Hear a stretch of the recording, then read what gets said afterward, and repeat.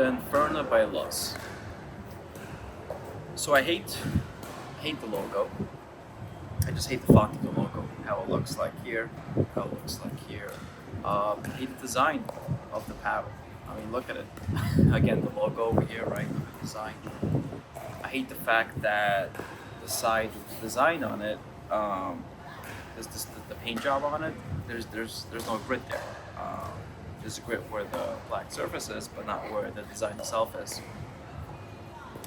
I kind of dislike the fact that the grip itself is kind of squishy, right? While other premium handles have like a wooden pallet there, or some sort of harder pallet. But with all that being said, this particular paddle is probably the most favorite paddle of mine that I've played with so far in pickleball.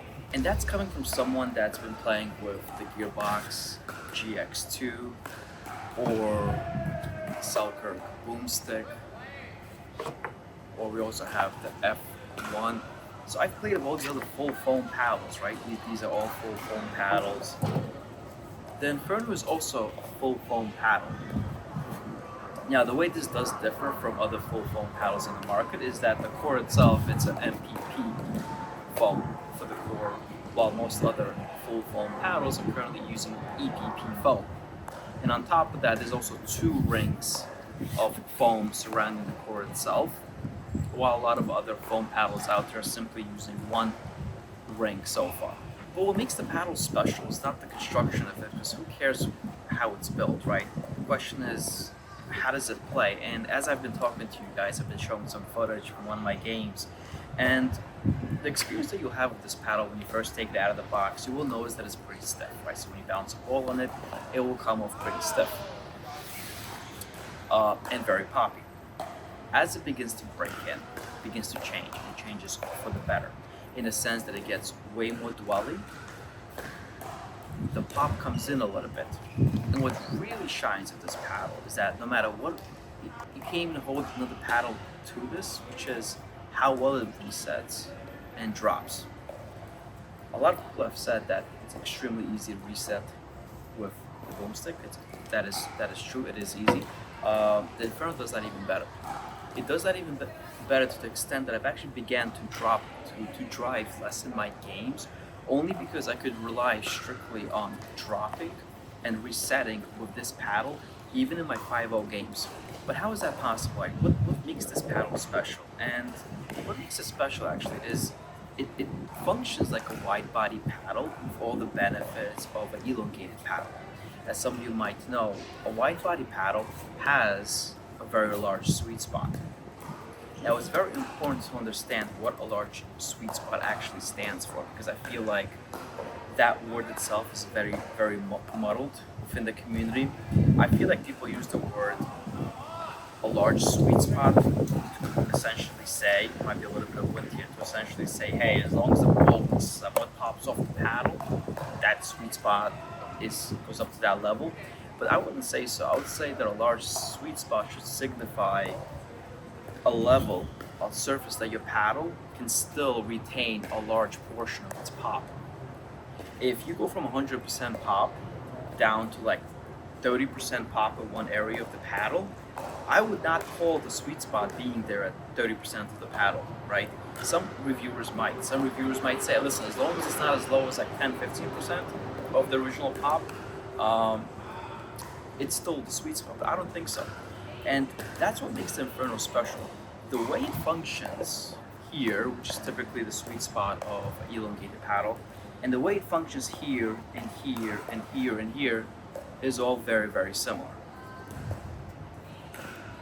If we take the boomstick, for example, the boomstick is poppier than the Inferno, but the boomstick actually has a very strong sweet spot directly in the middle of the paddle. If you begin to deviate away from the middle of the paddle, you begin seeing a drop off. You come up all the way up here, there's a severe drop off in how much pop you're getting off the paddle here compared to the middle of the paddle. That drop off that's occurring is not as severe with the Inferno, which is why, in my eyes, the Inferno has a very large sweet spot, because practically anything, I would say, within this area here is going to be very similar in terms of pop, where when the ball bounces off your paddle, unless you maybe feel it, you will not be able to tell whether or not you hit it directly in the middle or a little bit off center, because the ball will still deflect off the paddle to a very similar extent. That is never the case in these other paddles. For those of you that have played with F1, for example, this one is a very great example of how much of a drop-off there is, because here, it's the most poppiest paddle in existence. Here, the ball barely can leave the paddle. There's a massive drop-off, and that's why reviewers say that the F1 has a small sweet spot, and they're correct in saying so, because this drop-off is so severe between the two that it's even hard just to get the ball over the net if the ball hits this section of the paddle. The boomstick, guess what? It will still get the ball over, no problem, hitting over here, but you will have that drop-off. And this is important because this messes with your consistency. If you're trying to reset a ball, you're trying to soften your shot, it's crucial for you to know how much pop to expect off that paddle. But in motion, and when you're trying to put your hand out there, you can't control sometimes whether or not you're resetting the ball up here or right here, right? There's no way to be perfect in every single reset. But if there's a drastic enough difference between the two, it's the difference between the ball being just 1 foot over the net versus 3 feet over the net. With the Inferno, that drop-off is honestly non-existent once the paddle breaks in. So whether I'm resetting it from here, whether I'm resetting it from here, I can rely on the fact that I will be way more accurate with that reset, with that drop, than I would with the boomstick. And that's normally what wide bodies are very good for having this really large ring of sweet spot that has very little drop off, which is why you hear some of the pros saying they've migrated to the wide bodies because they're way more consistent with it. They're consistent with it simply because they're able to have a more reliable pop off the paddle.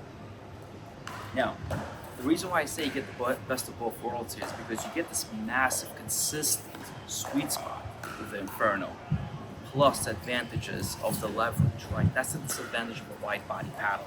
I wish I brought a wide body out here with me, but a wide body is, it's a tiny bit shorter. What do they say, like half an inch, maybe an inch shorter at times. That might not seem like a lot, but it does in terms of leverages when you're trying to hit an overhead, trying to hit a serve, when you're trying to put a ball down, when you're flicking, that inch or half an inch is definitely going to matter in terms of how much acceleration you can have on the ball. If you're getting all that acceleration with the Inferno, with the benefits that if you miss it a little bit, you know exactly how much pop is going to happen. Another key thing I've noticed with the Inferno compared to the boomstick is that the boomstick has a much higher dead pop to it. Now, what I refer to as dead pop is if someone to speed the ball up to me and I just put my paddle out there, that's all I had time for, the boomstick will have way more pop on it than the Inferno would. If I just put my paddle out here, it will come off quickly. If I put my paddle up with the Inferno, it will not come off as quickly.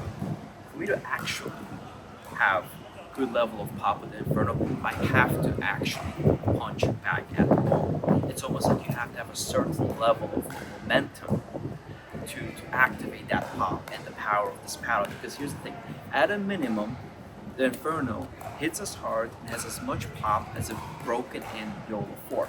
At the very base, when it's broken in also, that is the level of power and pop you should expect.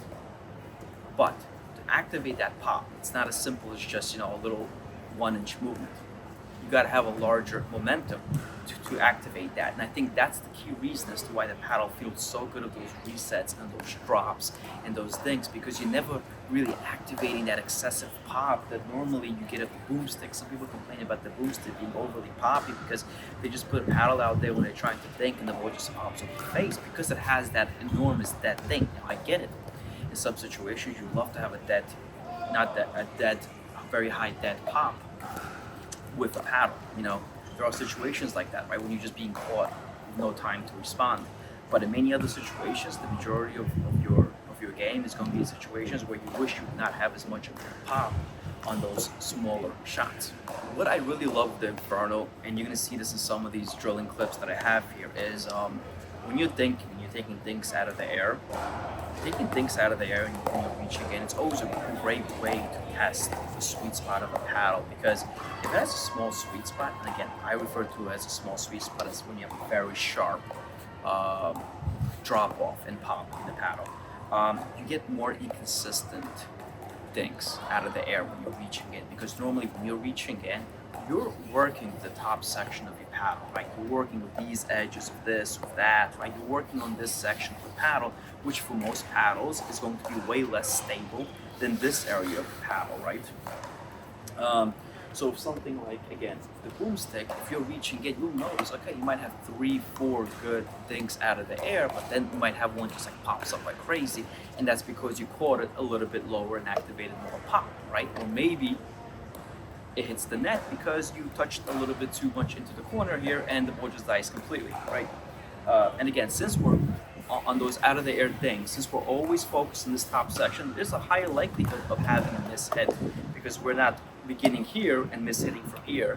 We're beginning here and we're mishitting from here. With the Inferno, because that sweet spot is actually large and that pop is consistent, it's so reliable on that, and it's obvious right away once it's broken that once you're reaching in and you're hitting those volleys, you hit them one after another without missing whatsoever. Now, when it comes to the grid, there wasn't anything too crazy gritty-wise. You heard in the very beginning, the graphic size doesn't have any grit, which is true. But in general, there was grit obviously on the paddle, but nothing too crazy. And I would say that after, a dozen hours or so, most of it is off. It doesn't stop me from still having good dinks with it, as you can see in some of these clips here. And again, I think a lot of that is just simply because of the fact that the ball actually begins to sink more into the paddle as it begins to break in. From a weight perspective, I mean, they say swing weight is about 119. It might feel like it's a little bit under that. I think the static weight comes out at 7, 8 or so. Weight-wise, you can see what I'm doing here. So I have 2 strips of 2 grams here. I just kind of have it overlapped here. I suggest maybe only throwing on 2 grams, 3 grams on each side. I do feel like bottom weight really helps it out, okay? It feels really good with some bottom weight on it specifically. Again, it just actually boosts the feedback on those resets. I have 9 grams. I think you could probably get away with like 5 or 6 grams around the grip and still feel very, very good with it. The one area I would say that I'm still trying to dial in with this paddle, it would be the serves and the drive. So you take these big strokes, and if you have a lot of spins, right? I have almost like a Western grip, like an extreme Western grip, right? This is normally how I serve, like this. So I'm always hitting with a lot of spin, right? What I've noticed is that when you have more of like a extremely spinny grip, this paddle, the way you kind of the ball sits into the paddle, it gives it a much more loopier response. So the ball is more loopy than you normally expect it to be. And that's something I do have to get more accustomed to, because in the past I kind of hit a bit more straighter. I would put spin on it, but the trajectory would be a bit more straighter, while now it's a lot more loopier. And because it's loopier, I sometimes elect not to say drive the ball, because I might be worried about hitting the ball out, because I know the ball's going up way higher on me. But even then, I actually haven't dialed in my drive stack rate of it, simply because my drops and resets alone have just been so effective in my games, where it's like, you know what, normally in the past of some other paddles, I would drive this return, but I don't have to. I could successfully, consistently drop right now and just kind of move forward and reset my way forward. It's really difficult to think of a negative when it comes to this paddle. One thing you will notice people always comment about is the sound that it makes. That's a very, very, very hollow sound, right? You can kind of see that it sounds. Compare that to the boomstick, which also has a very kind of a hollow sound, right? There's very little negatives to it, in my opinion, this paddle, because it hits hard, has high power, high pop. The power, by the way, is the same level as the boomstick, so if you're taking these larger strokes, you're looking at around the same power. Counters, yeah, I think the boomstick is going to have just more pop on the counters, whether it's a dead pop or an actual punching counter. The boomstick is still going to win there.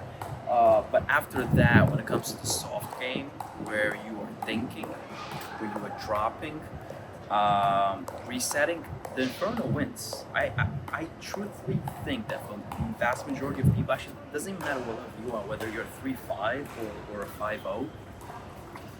I feel like you benefit greatly from playing with the Inferno versus the Boomstick. So this paddle sells for about $230, I believe. Now, if you do use my name as a code, and this is the very first time I'm ever sharing a code on my channel, strictly because of the fact that I actually enjoy this paddle that much. If you do use my code Martin to get the Luzz Inferno, I believe you get 15% off or so. I do get some credit for that. It should come in a little bit under $200. What you will notice also possibly, I know my version had this, when I got it out of the box, it did crunch, so you might even see some crunches right now for me. This is the outer foam, which is a soft foam that they have on the very outer ring. The Luzz team did tell me that that is perfectly normal, and simply when that foam is under pressure, it will make that sound. So that is something for you to be aware of. In my opinion, you know, as the paddle broke in, it did get kind of crunchy and kind of stayed the same crunch now for the last 5 or 6 hours. It does not get hotter. Like I said, the paddle was probably most poppy out of the box, but once it actually breaks in and the paddle face softens up, you actually lose some of that pop and it gets way more dwelly for you. But when it gets dwelly, you see your dinks getting better with it, your drops getting better with it. But as it stands right now, I'm probably going to be using this right here as my main paddle. I'm just extremely impressed with it, and my game, it's almost very rare for me to have a bad game with the Inferno. That's just simply the case, and I'm surprised by it. You know, out of all the paddles for me to actually love and use, it's this one, the one I actually hate looking at the most. But that being said, thank you guys so much for watching this video. I'll have another video out soon in the next 2 weeks or so. I know it's been a little bit of a drought. But thank you so much for watching. Again, if you want to buy this paddle, use my name Martin as your code. Other than that, have a great day. I'll see you guys out there.